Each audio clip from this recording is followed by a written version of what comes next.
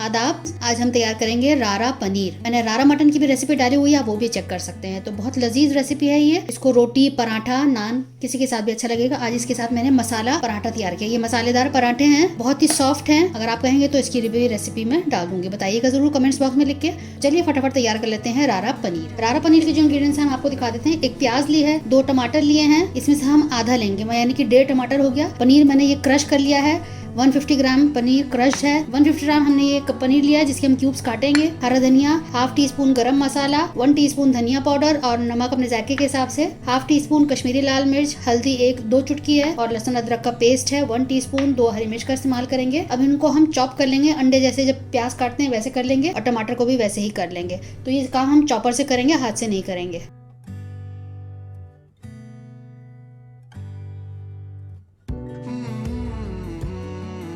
तो इस तरह से प्याज हो गई है, इसी तरह से हम सेम टमाटर भी कर लेंगे। तो हम कुकिंग स्टार्ट कर लेते हैं। सरसों के तेल में तैयार करेंगे, तो मैंने थोड़ा सा ऑयल डाल दिया है।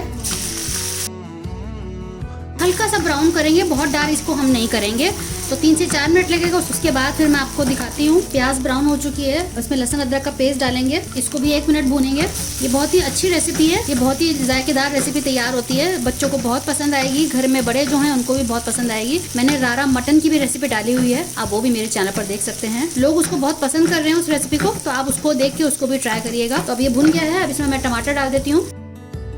1 मिनट इसको पहले मिला लेते हैं, उसके बाद हम इसमें मसाले डालेंगे। कुछ खास इंग्रेडिएंट है जो मैंने आपको नहीं दिखाए थे, वो मैं आपको दिखाती हूँ थोड़ी देर में। पहले इसको भून लेते हैं। फ्लेम मैंने हाई कर दिया, अब तक मीडियम फ्लेम थी। 1 मिनट इसको भून लेते हैं पहले। अब मसाले में ऐड कर रही हूँ। गरम मसाला हम अभी नहीं डालेंगे।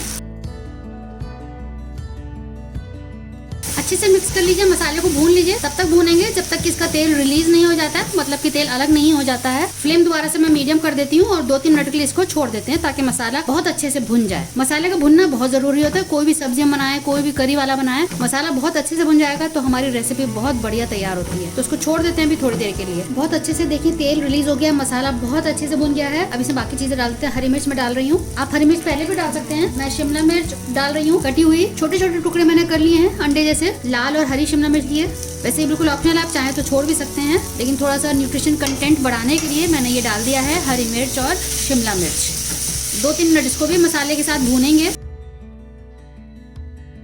दोबारा से छोड़ देते हैं 2 मिनट के लिए। थोड़ा सा पानी डाल दिया है और इसको मिक्स कर देते हैं। अब इसको हम छोड़ देंगे 2 से 3 मिनट के लिए। अब इसको हम ढक देते हैं, थोड़ी देर में मैं आपको दिखाती हूँ। मसाला बहुत अच्छे से भुन गया है। अब इसमें मैं पनीर डाल रही हूँ जो मैंने क्रश किया था। पहले हम इसको वो पकाएंगे साथ में मसाले के। बहुत अच्छे से इसकी मिक्सिंग कर देते हैं पहले।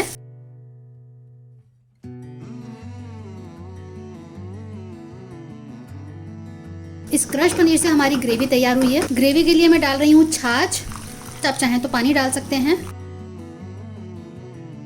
अब इसको पकने देते हैं थोड़ी देर के लिए।